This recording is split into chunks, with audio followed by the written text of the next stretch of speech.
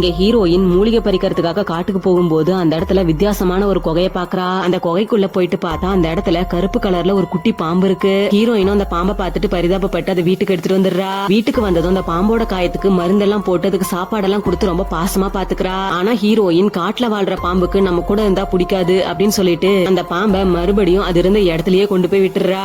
ஆனா அந்த பாம்பு மறுபடியும் அவளோட வீட்டுக்கே வந்துருது. இத பார்த்த ஹீரோயின் பயங்கரமா ஹாப்பி ஆகிடுறா. அதுக்கப்புறமா ஹீரோயின் தூங்கிட்டு இருக்கும் போது அந்த பாம்பை பார்த்தா டக்குன்னு ஒரு மனுஷனா மாறிடுது.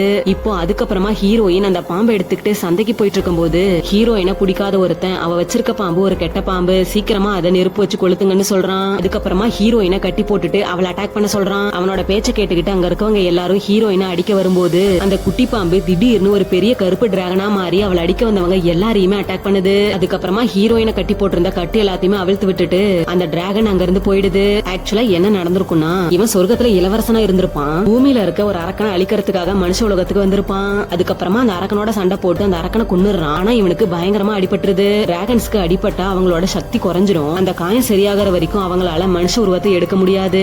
அதனால அவன் டிராகனோட உருவத்துல இருந்து அவனோட சுயநினைவை இழந்து ஒரு குட்டி பாம்பா மாறி அந்த குகையில விழுந்திருப்பான். அப்போதான் அந்த வழியா போன ஹீரோயின் அவனை பார்த்துட்டு அவளோட வீட்டுக்கு எடுத்துட்டு போயிருப்பா.